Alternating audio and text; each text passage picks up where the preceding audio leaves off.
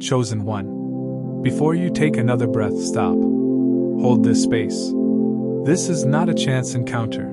This is an ambush of destiny. For the chosen one, the veil has thinned, and an elder spirit, your ancestral guide, has crossed the threshold of time to deliver an urgent, life-altering message. Do not scroll. Your now is a sacred intersection, cleared by the spirit world for this one moment of pure, necessary truth. They have been pleading for this moment across the timeless halls of the ancestors, fighting the resistance that seeks to keep you blinded. Heaven has listened.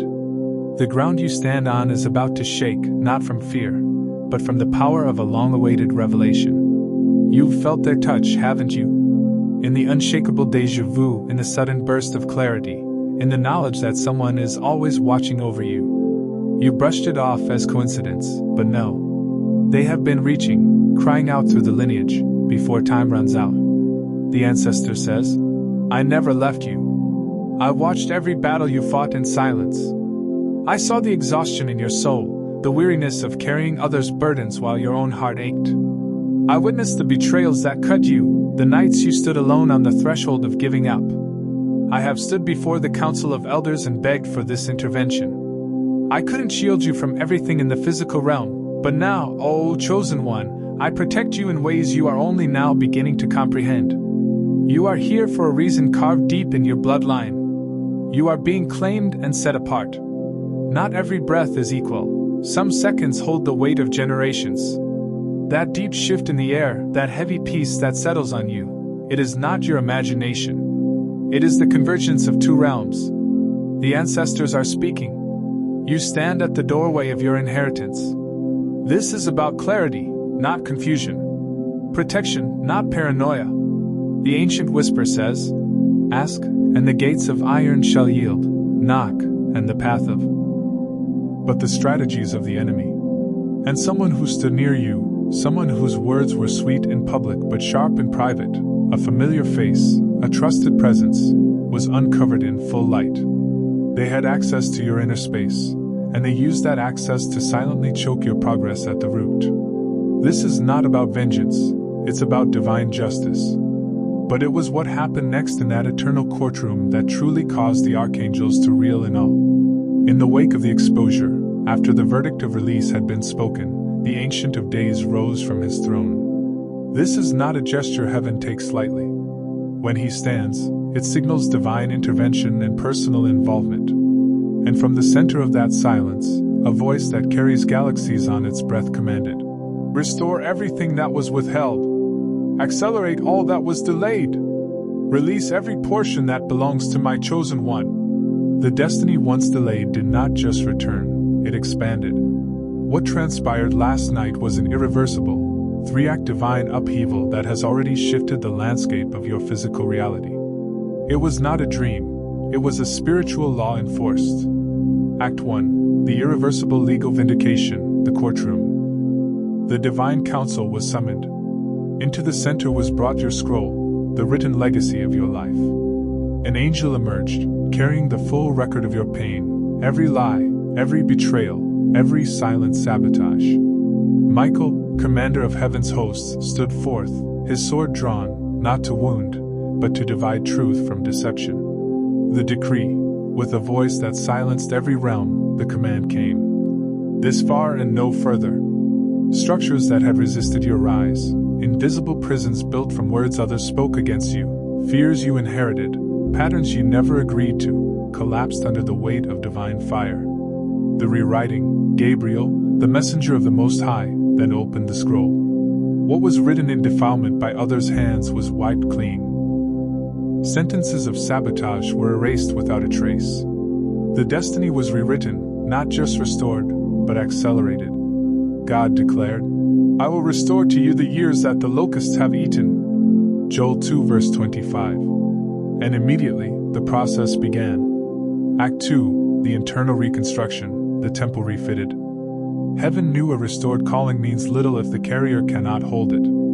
If your spirit remains cracked by sorrow, even the most glorious future will crush you. Therefore, while the archangels stood in awe of the legal verdict, a more intimate work began, the restoration of the temple that is you. The healing, Angels moved not with swords, but with instruments of light and oil. They laid hands upon the fractures you'd hidden even from yourself, the pain you never voiced, the parts of you hardened by disappointment. The living, breathing light of God's presence moved like water, yet held like stone. It repaired what had grown unstable. It stabilized your emotional rhythms, and embedded discernment where there was once only doubt.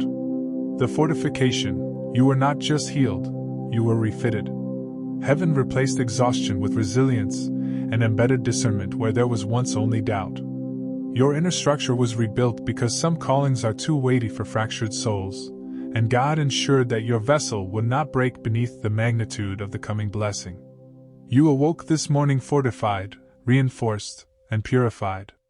Act 3, the final transfer, the name ascends. The climax of the night was the final, indelible act of transfer. When the court erupted in victory, something occurred that has happened only a handful of times in eternity. Your name rose. The standing, your name ascended from the scroll like a banner in battle, upheld by the breath of the Almighty. Every angel ceased movement. Then, the Lord stood from his throne for you. The moment those words of restoration were spoken, the heavens ignited. What you thought would take years was authorized. In moments. The scroll sealed. Something truly astonishing happened next. Your scroll was placed, spiritually and irrevocably, into your hands. A being of light delivered your destiny, rewritten in golden ink, its pages blazing with the seal of the Most High. This seal was not wax or ribbon, but living light. No force, no power, no voice could undo what had been done. Your spirit, though resting, received it. The shock of the archangels was rooted in the sheer intensity of the Father's personal intervention. They expected a decree, a legal document. They did not expect the King of Glory to rise for a single human soul. The Lord standing, Act 3, is the spiritual equivalent of a corporate takeover. It signifies a complete, non-negotiable transfer of legal authority and ownership. The moment he stood, every invisible ceiling that had been placed over your life shattered. The enemy's legal claims, based on past mistakes, inherited curses, or human betrayal, were rendered null and void by the presence of the true owner. The law of the kingdom superseded all other laws. Let's delve deeper into the irreversible legal vindication, Act 1. The trial was not to determine your guilt, you were the victim. The trial was to confirm the guilt of the system that was holding you back. The invisible prisons that collapsed were often mental and generational strongholds. The thief's greatest weapon was not their action, but the residue of doubt and shame they left in your mind. The rewriting of the scroll was the divine counteraction. It replaced the script of scarcity with the script of surplus. This surplus manifests as divine multiplication. The Father did not simply give back what was lost. He gave what should have been had no opposition ever existed. If you were destined for X but the thief stole Y, you are not receiving X plus Y. You are receiving X \times Y plus Z, where Z is the character and wisdom gained in the delay. This is why it feels like the impossible is now moving swiftly. Years were poured back, not counted, but compounded. The internal reconstruction, Act 2, is the most intimate part of the story. The angels acted as divine surgeons. They touched the unvoiced wounds, the subtle cracks you concealed with your smile. The light they used carried intelligence. It didn't just heal. It repaired the spiritual DNA that was twisted by disappointment and delay. The goal was to eliminate the loop of almost but not quite that haunted your progress. You are now fortified to hold the double portion, Isaiah 61 verse 7. You will no longer falter beneath the magnitude of the blessing because the vessel is stronger than the burden. Now, the final truth the angels are desperate for you to understand. The archangels are shocked because you are still walking in the memory of yesterday. They saw the total annihilation of the enemy's power, yet they see you rise this morning, carrying the weight of the old story. The final transfer, Act 3, means you are holding the sealed deed. Your scroll is sealed with living light, making it invulnerable. The territory of your future has been irrevocably transferred back into your grasp. Heaven will not allow you to walk another day unaware, but you must move past your hesitation. The pressure, the holy unrest you feel, is not confusion. It is the echo of heaven reverberating through your body, calling every part of you to align with the new decree. The adversary's ultimate strategy was to keep you asleep, spiritually and mentally, so you wouldn't recognize the moment of transfer. They knew that a decree, even one from God, must be received and walked in to take root in the physical realm. They are praying you remain distracted by the old narrative. The final, critical battle is not outside you, but between the memory of your past and the undeniable reality of your now. The exposure of the hidden saboteur means you must now execute the principle of no residue. The person is gone, but their influence remains. Like thorns, the hesitation that lingered, the weight that clung to your steps. This residue must be cleared by consciously replacing every thought of doubt with the certainty of the verdict. You are not waiting for a sign, you are the sign. Your name rose not in pride, but in divine alignment. It ascended past every accusation, above every delay, beyond every ceiling that others tried to set over your life. You have been elevated in the spirit, your rank increased, your reach expanded. Your environment may not reflect your promotion yet, but your scroll does. You are promoted. You were formed in fire, shaped by disappointment, refined in silence. What God placed upon you was not random. It was earned in surrender. The gate remains open for a time. You cannot possess what you won't acknowledge. You cannot step through the door if you still believe it's locked. Heaven is not waiting to act. Heaven is waiting for your recognition. If that truth, that your greatest trial was the prelude to your greatest elevation, hit you hard, good. It means your spirit is recognizing the sound of your freedom. Here is the truth you must now accept. The waiting is over. The old path has ended, the old cycles are broken, and the legal claims of the adversary have been silenced. The archangels are shocked because they see the glory that is yours, and they see you hesitate, still bound by thoughts that no longer belong to the person who woke up this morning. You cannot possess what you won't acknowledge. To fully align your physical reality with the decree heaven has already executed, you must take immediate, intentional steps. This is your strategy for possession. The 3-day vow of covenant focus.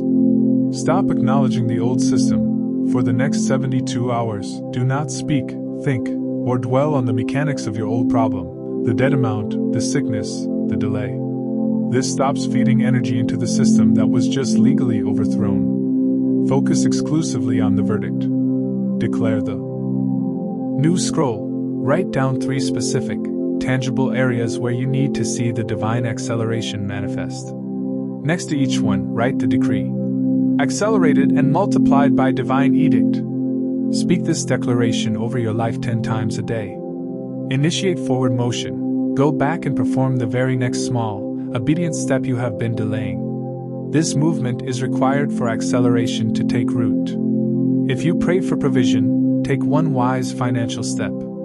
If you prayed for healing, take one intentional step towards self-care. Heaven multiplies movement rooted in faith. Most people will let the power of this message dissipate. They will return to the rhythm of yesterday, allowing the voice of doubt to drown out the thunder of the decree. They will remain standing at the gate of potential, forever waiting for a sign that has already come. Don't be most people. You are the chosen one. The archangels are shocked because the miracle has already reached your doorstep. The Lord stood for you. Your scroll has been rewritten in fire. Your inheritance is multiplied. The environment has been cleared. The gate stands open now. You do not need to force what has already been ordained. You need only to live like it is true. This is your hour of awakening, your divine reversal, your heavenly inheritance. It is done. Now, chosen one, walk in it.